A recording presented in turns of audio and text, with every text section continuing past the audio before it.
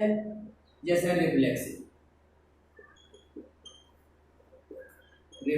Relation solve. हाँ, कैसे start करते हैं बताओ। If a comma a belongs to relation, है ना, for all a belongs to set A, मतलब सेट ए के अंदर कोई भी एलिमेंट होगा उसके लिए ये ऑर्डर्ड पेयर होना कंपलसरी है, तो रिफ्लेक्सिव होगा, अदरवाइज नहीं होगा। तो अपन यहाँ क्लियर दिखाई दे रहा है कि 1 1 नहीं है, इसमें नहीं है, 2 2 नहीं है, मतलब एक जैसे एलिमेंट का ऑर्डर पेयर नहीं है, 3 3 नहीं है, जी बनेगा। तो लिखेंगे therefore R is not reflexive.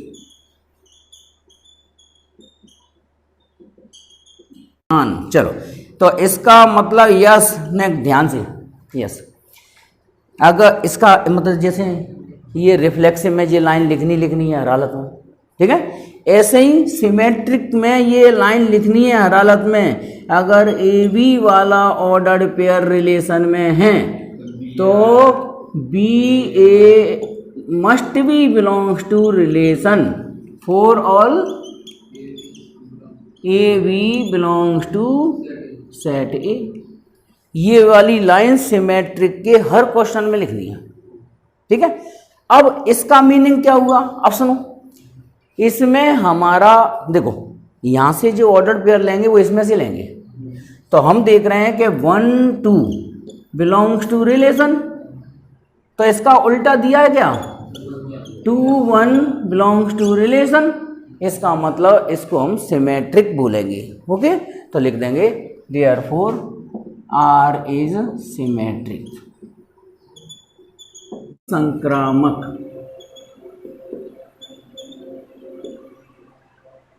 क्यों यस, संक्रामक का तो नाम सुन रहे होगे, संक्रमित। संक्रमित का मतलब क्या होता है, ए से बी को बीमारी लगी, बी से सी को लगी, तो इसका मतलब बीमारी कहां से लगी, ए से सी को, तो इसी को ही बोलते हैं ट्रांजिटिव।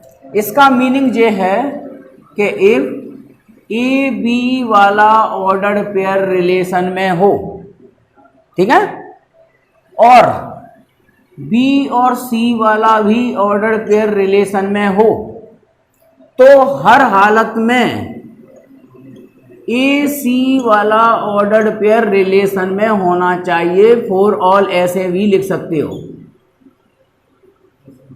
ठीक है, फॉर ऑल का साइन है, सुन लो पहले कंप्लीट। तो अब इसको अपन को देखो, यहां कोई मैथमेटिकल रिलेशन तो दिया नहीं है, अपन को तो ये ऑर्डर्ड पेयर से ही शो करना पड़ेगा, तो मैंने ए बी की जगह ले लिया 1 2 बिलोंग्स टू रिलेशन, फिर दूसरा ले लिया 2 1 बिलोंग्स टू रिलेशन। देखो 1 2, तो ये वाला एलिमेंट कॉमन होना चाहिए ट्रांजिटिव के लिए, जैसे ए से बीमारी लगी बी, तो बी से ही लगेगी सी को, है ना, तो 1, अब इसका मतलब क्या हो गया, 2 और 2 हट जाएगा, 1 1, ये है क्या रिलेशन में, नहीं है, नहीं है, इसका मतलब R इज नॉट ट्रांजिटिव। लिख दो therefore R is not transitive relation. Last में क्या लिख दोगे आप लोग, hence R is symmetric but not, या नाइदर लिख दो, NEITHER, neither reflexive nor transitive. ये तुम्हारा फाइनल आंसर हो जाता है, नोट करो। तब तो बढ़िया आ रहे होंगे समझ में, ठीक है। अब हम कोई दूसरा सवाल करेंगे तो जो समझो केवल जो कैलकुलेशन वाला हिस्सा हटाएंगे, ये वाली चीज और ये वाली चीज तो हर सवाल में लिखनी है, पहले की उसका नाम और उसकी बाद नीचे वाली स्टेप हर सवाल में लिखनी है। क्यों हो गया? चलो, तो मैं कौन कौन सा हिस्सा रब कर दूं बताओ, लवित बोलो। देखो, एक तो जे बदल जाएगा सवाल के अनुसार, है ना, रिलेशन। सेट बदल जाएगा, ठीक है, सवाल का नंबर बदल जाएगा, और यहाँ की कैलकुलेशन बदल जाएगी। ये तो जितना जितना हिस्सा अपन को नया लिखना पड़ेगा बस मैं वही लिखूंगा, ठीक है, बार बार में रिपीट करो, टाइम बर्बाद होता है।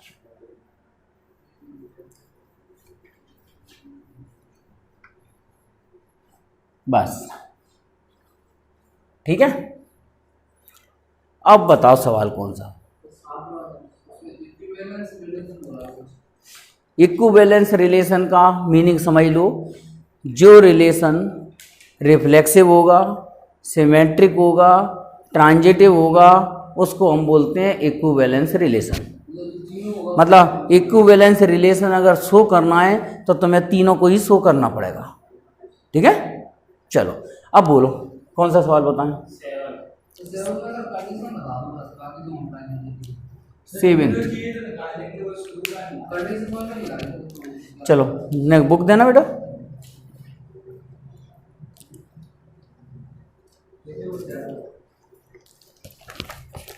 क्वेश्चन नंबर 7 में लिखा है so that relation are the set of all books in library.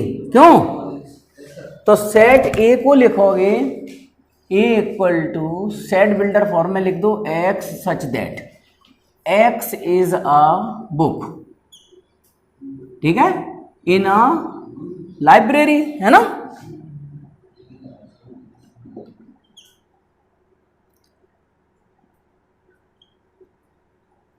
और रिलेशन यहां पे दिया है x comma y such that x and y have same number of pages. X and y have same number of pages.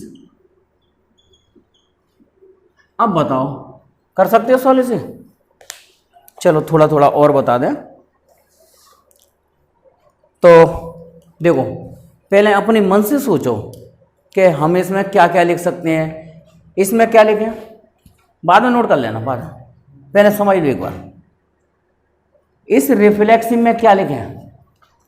Reflexive माने ए और ए का मतलब हो गया x equal to x. X का मतलब बुक ही सेम हो गई, एक्स वाली बुक और वाई वाली बुक। तो बुक ही अगर सेम होगी तो इसका मतलब नंबर ऑफ पेज तो इक्वल होंगे दोनों में। तो एक्स वाली बुक में और वाई एक्स वाली बुक में नंबर ऑफ पेजेस क्या होंगे? नंबर ऑफ पेजेस इक्वल होंगे।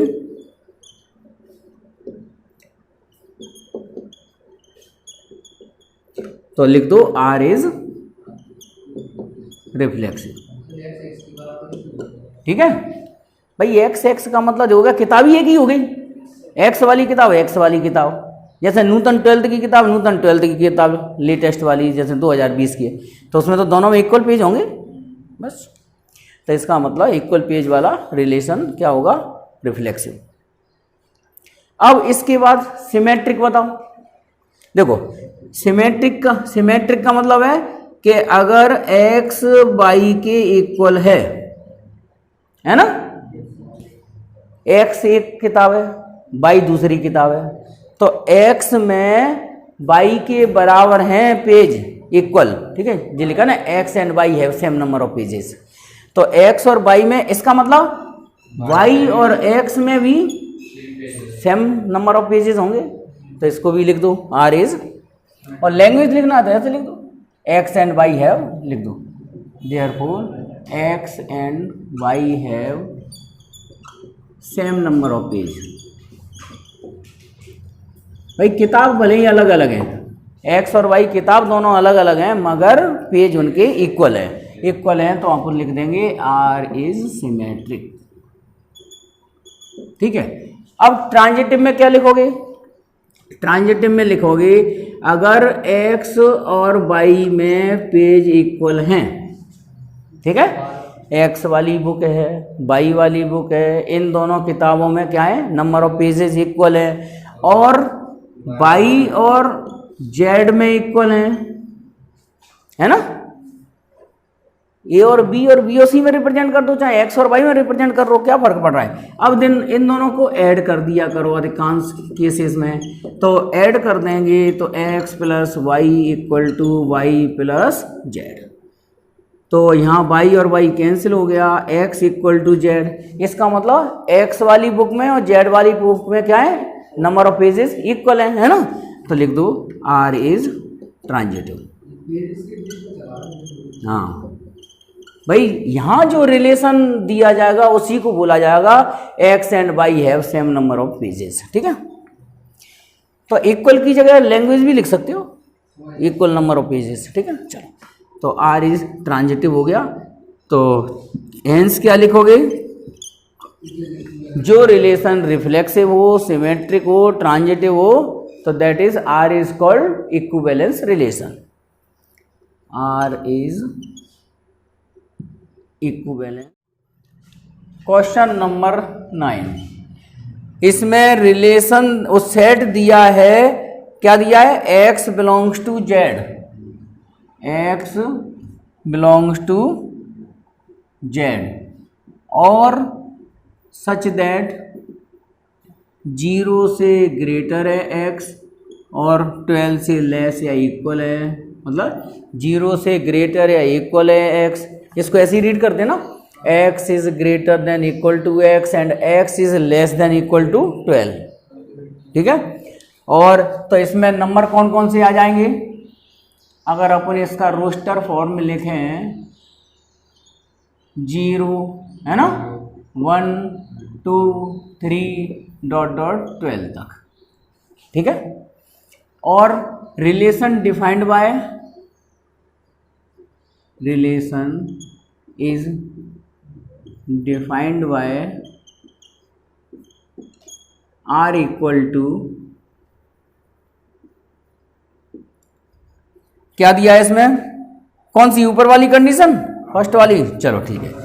तो ये फर्स्ट वाली कंडीशन में बता रहे हैं, ये 9 का फर्स्ट यहाँ लिख दो, R equal to a comma b such that a minus b is a multiple of 4, is a multiple of 4,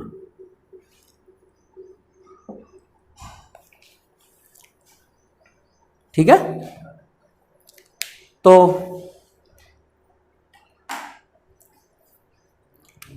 number 1, 4 reflexive relation,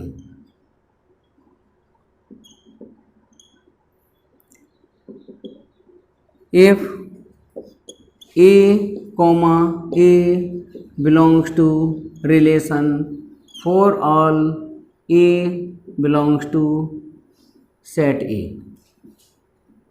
ठीक है। तो a कॉमा ए का मतलब हो गया a minus a equal to क्या आएगा, 0। सेम मेंबर के लिए a माइनस ए की वैल्यू 0 आएगी ना, जी कंडीशन दी है।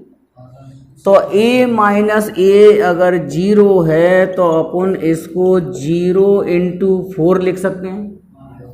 इसका मतलब क्या हो गया कि a minus A is a multiple of 4, multiple of 4 हो गया, 4 का गुणांक हो गया, ठीक है। तो R इज रिफ्लेक्सिव, लिख दो देयरफॉर R इज रिफ्लेक्सिव, ठीक है। चलो इतना नोट कर लो। 4 सिमेट्रिक रिलेशन,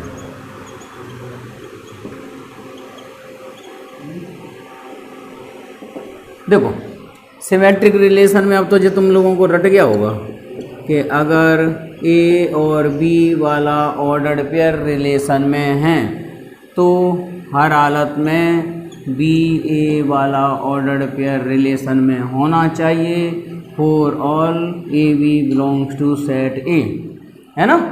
अब देखो इधर ध्यान से, ए बी वाला ऑर्डर पेयर रिलेशन में, तो इसका मीनिंग क्या निकला कि ए माइनस बी होगा 4 लैम्डा, होगा कि नहीं? यहाँ लिख दो लैम्डा कोई भी रियल नंबर हो, 4 का मल्टीपल होगा तो 4 तो आएगा, और 4 के साथ कोई भी वैल्यू हो उससे क्या लेना देना, 4 का मल्टीपल बोलेंगे उसको। तो अगर मैं इसको पलट दूं तो b माइनस ए कर दूं तो भी वो 4 लैम्डा ही रहेगा, क्यों भाई? जैसे एक एग्जांपल लें हम यहाँ पर, इसी में से 0 से लेके 12 तक का कोई भी नंबर ले लो जिनका डिफरेंस क्या हो 4 का मल्टीपल, तो क्या ले लें अपन? 0 के साथ 4 ले लें। तो अगर 0 वाला ऑर्डर पेयर रिलेशन में है तो इसका मतलब 4,0 वाला भी ऑर्डर पेयर रिलेशन में होगा, क्योंकि 0 माइनस 4 का भी आंसर 4 आएगा और 4 माइनस 0 का भी आंसर 4 ही आएगा। मोड लगाए ना, है ना? तो R इज लिख दो, देयरफॉर R इज सिमेट्रिक। चलो इसको ऐसा करो, एक स्टेप और बढ़ा लो, इसको लिख दें अपन रोस्टर फॉर्म में। तो 0 के साथ क्या क्या आएगा? एक तो 0 तो आएगा ही आएगा, फिर 0 और 4 आएगा, 0 और 8 आएगा, और 0 और 12 आएगा, क्यों? ये 0 माइनस 0 4 का मल्टीपल, 0 माइनस 4 वो भी 4 का मल्टीपल, 0 माइनस 8 वो भी 4 का मल्टीपल, 0 माइनस 12 वो भी 4 का मल्टीपल आएगा। और हाँ, और इसके बाद 1 के साथ, अच्छा 1 तो आएगा ही आएगा, 1 और 5 आएगा, और 1 और 9 आएगा, और 1 और 13 उसमें है नहीं, है ना? और तो कोई जा नहीं सकता पहले। इसके बाद 2 के साथ 2 आएगा, 2 और 6 आएगा, है ना? 6, मतलब अंतर इन दोनों का वो चल रहा होता, और 2 और 10 आएगा, बस 2 और 12 आ नहीं सकता, है ना? चलो, और 3 और 3 आएगा, 3 और 7 आएगा, और 3 और 11, बस, है ना? और 4 और 4 आएगा, 4 और 8 आएगा, और 4 और 12 ये भी आएगा, है ना? और 5 के साथ क्या क्या आएगा? 5 और 5 और 9, और बस, क्योंकि 12 तक की लिमिट है ना। और लेकिन ये तो बहुत सारे हैं, कहाँ तक लिखेंगे?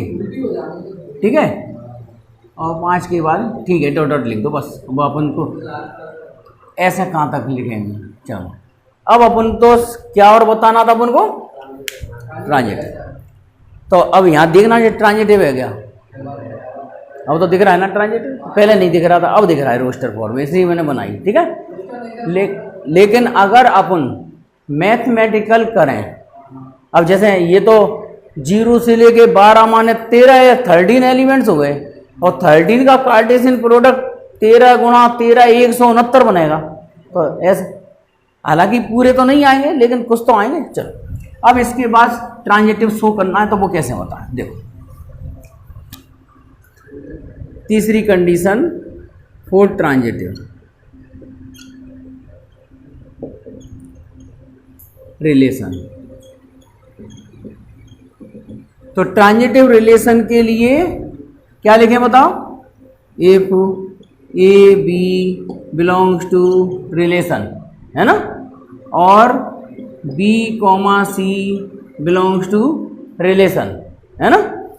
तो क्या होना चाहिए? A comma c belongs to relation for all a b c, जो भी मेंबर लिए जाएं वो सेट ए में होना चाहिए, मतलब 0 से लेके 12 तक, है ना। अब इसका मीनिंग क्या निकला कि a minus b equal to 4 lambda, equation number 1, and b minus c equal to 4 mu कर दो। भैया वो संख्या बदल जाएगी, नंबर बदल गए ना, भाई सर 0-4 अलग आंसर देगा और क्या यही देगा? देखो चाहे 8-4 करें चाहे 0-4 करें आएगा तो 4 लैम्डा ही, 4 तो आएगा ही आएगा, तो म्यू लगाने की जरूरत नहीं है, सेम नंबर लगा दो, है ना। तो इसका मतलब ये हो गया सीधा सीधा कि a माइनस बी 4 लैम्डा है, b माइनस सी 4 लैम्डा है। इसका मतलब हर हालत में a माइनस सी भी 4 लैम्डा ही होगा और लैम्डा कोई भी रियल नंबर हो सकता है। ओके, तो r इज ट्रांजिटिव। ठीक है,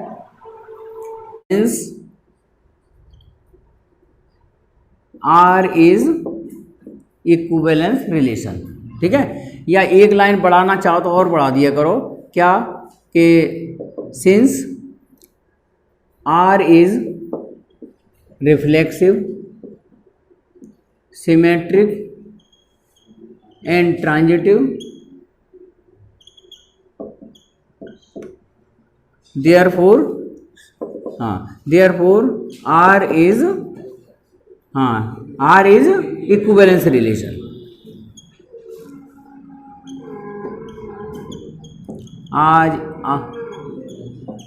देखो R इज इक्विवेलेंस रिलेशन। ठीक है, अब इसके बाद अपन देखेंगे नाउ तुम्हारा 1 का रिलेशन किस किस से था, या और ये बना दो R1 बना दो। क्यों 1 का रिलेशन एक तो 1 से था, एक 1 का रिलेशन 5 से था, एक 1 का रिलेशन 9 से था, और किसी का हो सकता है क्या 1 से? ठीक है, और उल्टे सीधे तो एक समान, उससे कोई दिक्कत नहीं, और उल्टे लिखना है तो लिख दो। 5-1 और 9-1। ठीक है, 1 से रिलेटेड ये वाले ऑर्डर्ड पेयर थे अपने, तो यहाँ लिखेंगे closure set of 1। Closure set का मतलब होता है 1 से कौन कौन रिलेटेड है मेंबर, बताओ। 1 से रिलेटेड है 1, 5 और 9। ठीक है, इसको बोलेंगे 1 से रिलेटेड सेट, और 1 से रिलेटेड सेट को क्या बोला जाता है? क्लोजर सेट, या इक्विवेलेंस क्लास भी बोल सकते हैं इसको। हाँ,